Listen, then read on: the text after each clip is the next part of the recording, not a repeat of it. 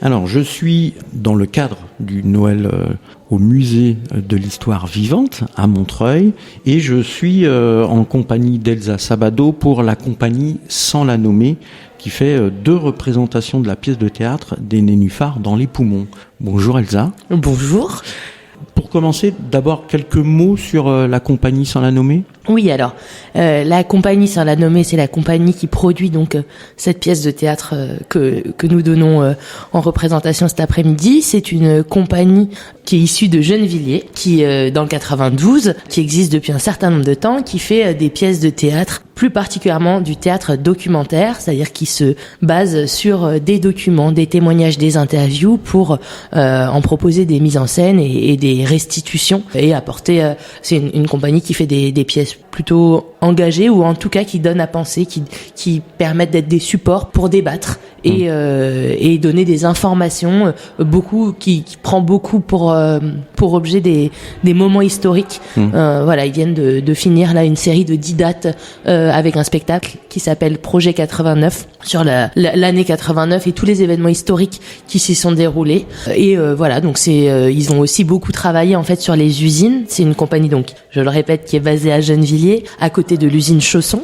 Et ils ont fait pas mal de pièces sur la culture ouvrière du fait de l'usine qui est située à côté. Donc une pièce sur le maoïsme qui s'appelle Maotologie. La metteuse en scène de la compagnie s'appelle Fanny Gaillard. Elle a fondé cette compagnie avec la comédienne Rose Guégan, qui est aussi la comédienne des Nénuphars dans les poumons. Et alors peut-être je peux faire le lien entre les deux, c'est que moi personnellement je n'en fais pas partie de cette compagnie, je suis journaliste, mais je connaissais Rose et Fanny de précédentes expériences et un jour elles sont venues me voir. Moi j'avais écrit un texte qui traitait de cette histoire d'empoisonnement à l'amiante à Aulnay-sous-Bois. Et je n'arrivais pas à le vendre à la presse parce qu'il était d'un format trop long, parce qu'il traitait d'amiante et que l'amiante ce n'est pas un sujet extrêmement positif. Non. Et voilà, c'est pas la joie tous les jours. Et du coup, j'avais des difficultés à le vendre. Et un jour, Fanny et Rose sont venues faire leur pièce de théâtre sur Chausson dans mon salon parce qu'on avait une coloc qui permettait ça. Et c'est à ce moment-là que je leur ai parlé de mon actualité, à savoir que j'étais en échec sur la vente de cette pièce. Et elles m'ont dit, écoute, nous, notre compagnie travaille beaucoup sur les usines. Et ton texte, le sujet dont tu nous parles, il nous permettrait de continuer à traiter de l'usine et de la culture ouvrière, mais en sortant de l'usine, en montrant les effets de l'usine sur son environnement, plutôt que montrer les effets de l'usine sur les gens qui travaillent en son sein. Et c'est comme ça qu'a commencé cette aventure. D'accord. Alors comme ça parle d'Aulnay-sous-Bois, ça parle aussi de l'environnement autour de l'usine. Tout à fait. Alors cette pièce, donc elle raconte cet empoisonnement. Ce qui se passait, c'est qu'il y avait une usine au cœur du quartier du Vieux-Pays à Aulnay-sous-Bois qui était située pile entre une école et un cimetière. Et en fait, et cette usine a empoisonné tout le quartier, et voire même au-delà des limites de la ville. Et cette disposition géographique qui a été très inspirante en gros pour notre pièce de théâtre, dont la scénographie consiste, enfin en fait, voilà, notre scène, c'est une table sur laquelle est déroulé le cadastre d'Aulnay-sous-Bois et sur laquelle nous manipulons les objets et les éléments du spectacle. Et tout se passe dans un mouchoir de poche entre l'école, l'usine, le cimetière. Oui, c'est très très sectorisé, quoi. C'est très géographique, comme pièce. La géographie nous a beaucoup servi à la scène, à la mise en scène. Oui. Alors on rappelle, l'amiante est interdit en France depuis 1996. Vous rappelez un petit peu l'histoire de l'amiante aussi ? Alors. On n'a pas choisi exactement de faire comme ça. On raconte cette histoire particulière de l'empoisonnement à l'amiante à Aulnay. Et qui bien sûr s'inscrit dans l'histoire globale de l'amiante, qui en est un des exemples. C'est quand même assez rare. Les luttes comme ça de tout un quartier contre l'empoisonnement d'une usine à l'amiante, je crois que c'était la première occurrence. Et d'ailleurs, l'État s'est retrouvé bien démuni. Aussi a fait preuve de mauvaise volonté, mais il n'y avait pas de protocole pour étudier ce genre de cas. Sur l'histoire de l'amiante, du coup, nous, on raconte cette histoire à Aulnay. Par contre, pour tout ce qui est les éléments de contexte de l'histoire générale de l'amiante, en fait, on a choisi de délivrer à la fin de notre pièce 50 minutes pour permettre justement de discuter de ce que c'est que l'amiante, de ses bornes historiques, des enjeux, notamment de la corruption de toute une partie de la population, des syndicalistes, des médecins qui ont été abreuvés d'argent par les industriels de l'amiante pour maintenir le doute sur le fait que c'était toxique ou pas. Oui, parce qu'il y a eu pendant 60 ans, pratiquement 60 ans, de 1937 à 1996, de l'importation des millions de tonnes d'amiante qui ont été importées. Alors que les premières occurrences de la toxicité de l'amiante, c'est dès 1906. Donc on savait, tout le monde savait. Après, les industriels se sont organisés pour instiller le doute sur la toxicité de cette matière, aussi parce qu'elle était très peu chère et très pratique pour ses qualités ignifuges. Et en fait, pour retarder au maximum l'interdiction qui a été tardive en France par rapport aux États-Unis, on a créé quelque chose qui s'appelait le comité permanent amiante. Donc il va y avoir le procès en appel l'année prochaine, qui était un comité qui rassemblait des notables, des médecins, des syndicalistes, des prescripteurs, des influenceurs, on dirait aujourd'hui, qui étaient grassement payés pour diffuser, pour instiller le doute, et qui ont permis de retarder au maximum l'interdiction de l'amiante. Alors, pourquoi l'idée de faire une représentation théâtrale d'une pièce de théâtre sur l'amiante?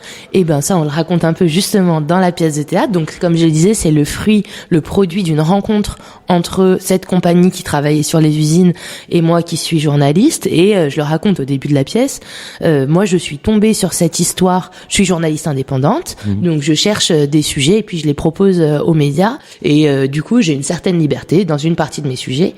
Et j'avais tout de suite trouvé que cette histoire, cette histoire m'a touchée assez rapidement. En fait, il y a je rencontre beaucoup de gens qui me racontent différentes histoires, mais je suis allée rendre visite à ce couple qui avait mené pendant 25 ans cette bataille, et ça m'a bouleversée. J'ai trouvé que vraiment, c'était des gens qui étaient à la fois leur humilité, leur peine au mal, et puis qui avaient bataillé, qui étaient bien restés dans les clous. Et malgré ça, on voyait que rester dans les clous, ça assurait pas la victoire et que ça assurait pas la réparation, et que c'était des petites gens qu'on avait roulés dans la farine, si je puis dire, dans l'amiante pour le coup. Et voilà, et j'avais été ce côté un peu peut-être Don Quichotte m'avait ému, et c'est pour ça que moi j'ai commencé à travailler en écrit sur ce sujet.